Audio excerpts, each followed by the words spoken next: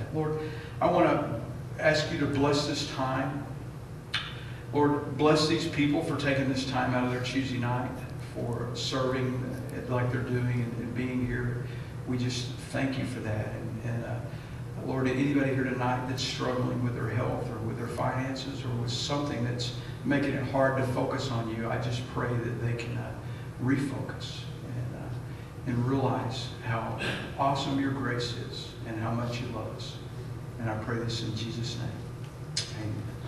I'm just going to run through because, as most of you know, when I went through a long period of time in my life, from the time I was little in the Catholic Church to Baptist Church to about 27, 28 years old, and just trying to do religion over and over and over again. And it just, and I'm kind of a rebel. I really don't like people telling me what to do, and I don't like the rules. And so I've always been that person that's been hard to get in the line, because I just felt like the Bible was this book of rules that God had, and I just really struggled with that.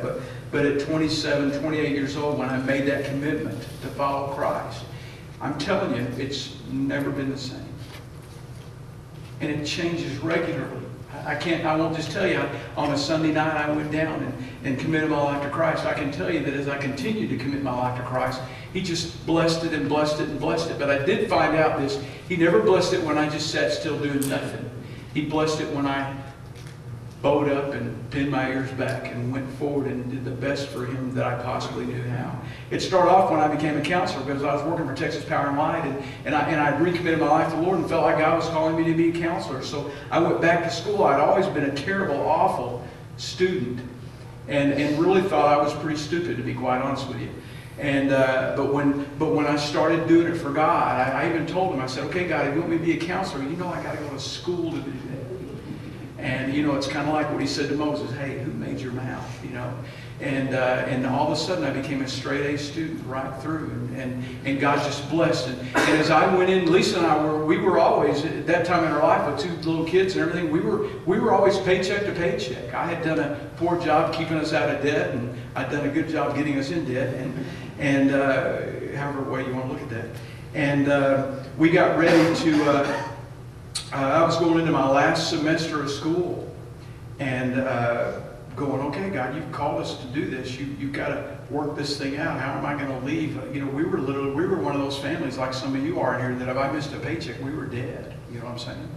And so as we got ready to go into our last semester, and I was trying to figure out how I was going to do my internship and all that, Texas Power and Light, the company that I worked for, which is now TXU or whatever they call it, the first time in the history of the company, they had a layoff and bought people out and paid me a year's salary to leave the country. Believe that. They put me in witness protection and they sent me out. But a year's salary to get my act straight and work on my counseling, and that was there's no doubt in my mind. People may say that's coincidence, but boy, God's timing is just so good. And then I was working as a counselor, and I was just telling Franz, because I was asking Franz how business is, and he's a hairdresser, cutter, what do you like to call yourself? Hairdresser.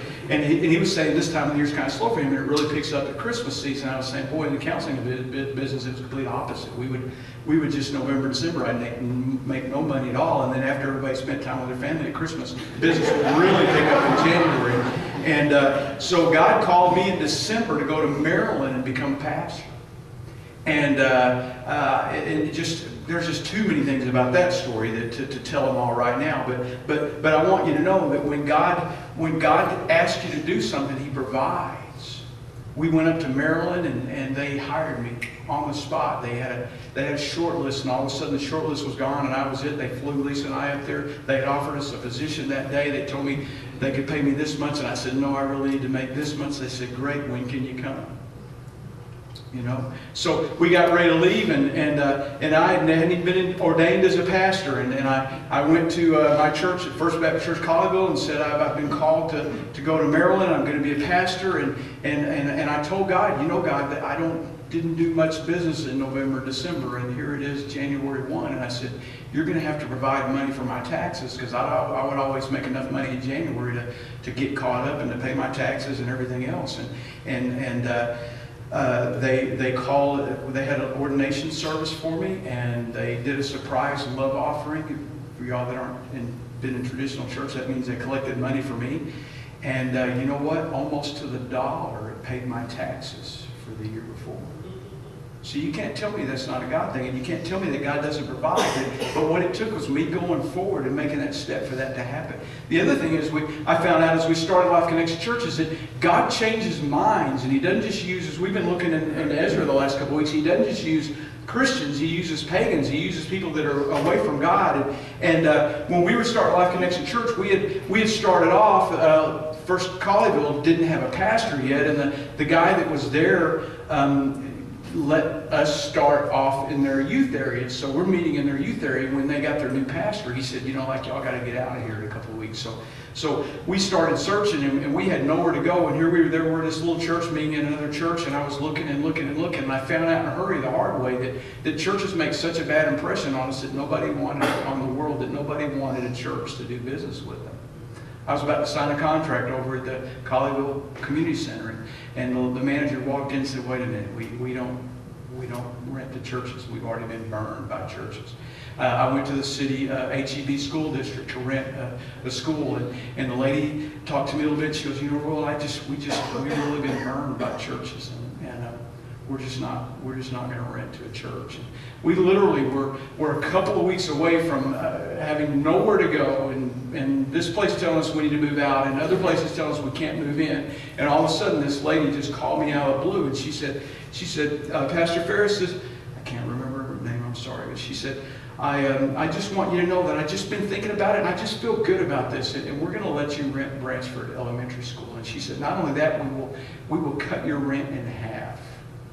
So we moved into Branchford Elementary School for half. By the way, it's about 4 times the price it was then now, and other churches can't hardly get into schools because of the cost. And we got in there, and we've always done our best to impress people that were there. We would clean up, and the janitor got to where we had to hire a janitor for the school, and she got to where she was dressing up and coming to our service every Sunday morning, and then we'd help her clean up afterwards. And when we got ready to leave Branchford Elementary School, and then we went to Grapevine High School, the lady wrote me a letter, and she said, "Royal, Life Connection Church made such an impression on us that we've opened up our schools now to other churches, and God changes minds." You know what else God does? He replaces people. One of the hardest things to do when you're a shepherd is to see people go, and usually you find out that people are blaming you for something, and you don't hear it because most don't come and tell you in the face. But when people are struggling a little bit, they have to blame somebody, so they blame the spiritual leader.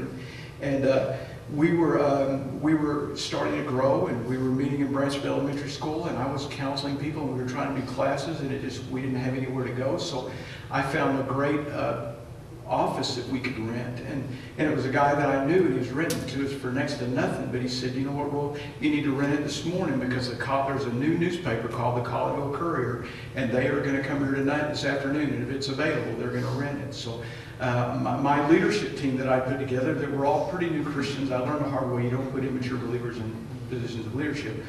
But I put them all together, and we were meeting on a regular basis, and I was discipling them, and I came to them, and I went, and none of them were in town, so I rented this office, and they got mad at me, and they said that, "Oh, this isn't God's church anymore, it's Royal's church." That's just what happened, and all of a sudden, about 25% of our income and my whole leadership team left. I'll tell you something, God replaces people, because that was 25% of our budget, and with a month, God had replaced them with new people who were excited about God and even more.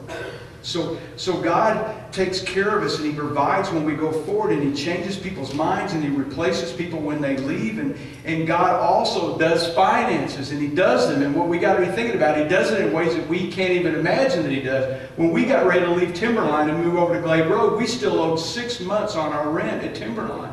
And I went and tried to talk it over with the landlord and said, I'll help you find somebody else to rent it and whatever. He goes, no, you owe us 6 months worth of rent and that you're not going to be able to get out of it. So I'm talking to this other church and they hooked me up with the one of the elders of the old church, and he said, well, you know what, Royal, if you'll get us out of our lease, we'll give you everything we have.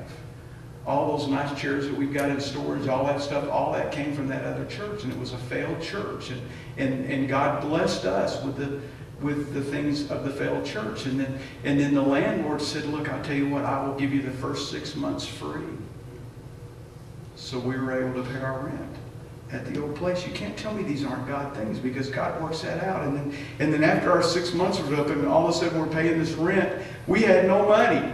We had taken this huge step and all of a sudden we had no money. And I've told this story before, but I'm sitting in the office one day and it's Friday and I'm working on my sermon and I'm paying the bills and we're down to $69 in the bank, a church with 100-something people. We had $69 in the bank. And Sprint called me.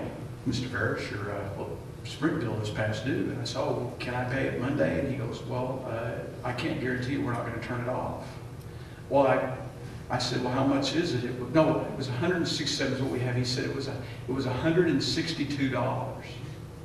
So I said, well, I'll go online and pay it. So I paid it, and when I did, you know how the thing goes ding and it's paid, and I sit back and I said, okay, God, I just gave away all your money. And now I got to tell Lisa. I'm sitting there and all of a sudden this truck drives up and it's a man who's been deeply affected by a Life Connection Church ministry, because I ministered to his kids in our youth group, and his wife was very involved, and all of a sudden his wife started bringing him in. The first time in his life he was excited about church and he wanted to be there, and he was knocking on the door, and I thought, oh, I better go, you know. And so I went and I answered the door, and he came in and he said, Roy, we're about to go out for the weekend, and I just wanted to make sure that I gave you our gift, our offering. And I'm thinking, I got to get this sucker to the bank, you know. So he hands me the envelope, and I thank you so much. And he says, I just want to tell you something. Life Connection Church has just made such a difference in my family life, and as long as we can support this church, we will. And he drives off, and I open up the check, and $50,000 check within 15 minutes of me giving away all of God's money.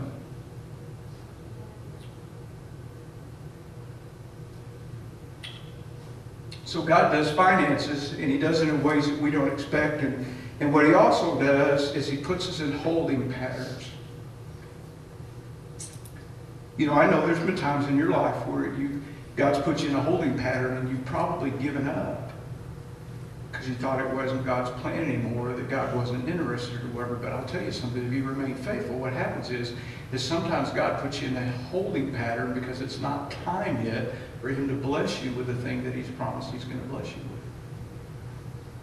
I was so disappointed when we left Glade Road and went over to the other side of town and started meeting in Shady Grove on Saturday nights, because not only was it not our place and it was Saturday night, but it was all of a sudden away from Highway 360, where I believe God had told us 7 years before we were going to be. But God puts us in a holding pattern. And a year later, after looking at hundreds of buildings and no telling how many miles and counting how many parking places and walking in and trying to figure out what a building would look like and how would we possibly afford that, and all of a sudden I come in touch on Facebook with the guy who used to be the pastor of this church. He said, Roy, I just thought I was going to check with you to see how you're doing. Are y'all still meeting on Saturday nights? Yeah. I said, I tell you, Kevin, we got to get to Sunday morning. We just got to. And I don't know how we're going to do it. He said, well, you ought to call my old church. They're struggling financially, and they'd probably rent you the whole facility. And I called the church, and they gave us a rental price, which would pay their mortgage, and said, okay, we got to find a place to go. And then they came back and said, we can't find a place to go. So our talks were just kind of over, you know.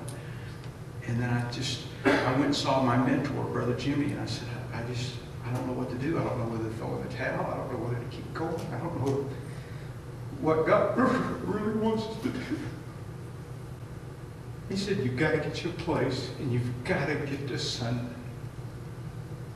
So I called the pastor back and said, hey, How about y'all run us an hour? Just give us an hour. Give us an hour and a half, an hour and 15 minutes, and we'll be out of there.